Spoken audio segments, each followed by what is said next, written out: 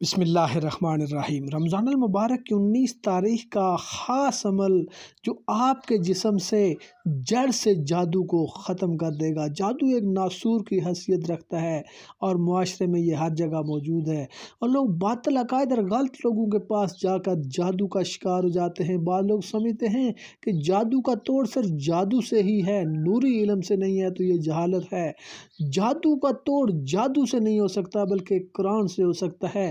نبی پاک صلی اللہ علیہ وآلہ وسلم پر جب جادو ہوا تو اس جادو کے توڑ کے لیے معوذتین فلق و ناس نازل ہوئیں، اور جو آدمی جادو کے توڑ کے لیے جادوگر کے پاس جائے، غلط آدمی کے پاس جائے، تو اس کو کوئی فائدہ نہیں ہوگا بلکہ اس کو نقصان ہوگا۔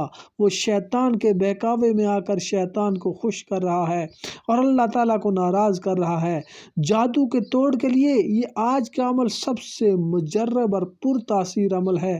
یہ وہ عمل ہے جو اللہ تعالیٰ نے فرشتوں کے ذریعے نبی پاک صلی اللہ علیہ وآلہ وسلم پر اتارا۔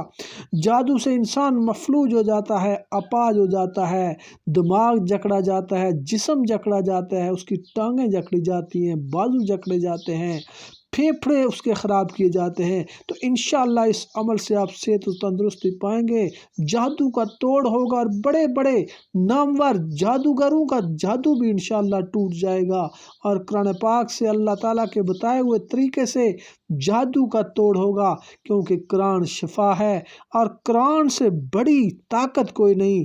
جادو توڑنے کے لیے 19 رمضان المبارک کو اپنے لیے یا کسی دوسرے کے لیے آپ یہ عمل کر سکتے ہیں۔ 70 مرتبہ سورہ فلق اور 70 مرتبہ سورہ ناس پڑھ کر دم کریں، پانی پر دم کریں، پانی خود پئیں، مریضوں کو بھی پلائیں اور دعا کریں۔ چند دن یہ عمل کریں، انشاءاللہ تعالیٰ آپ کا جادو جڑ سے ختم ہو جائے گا۔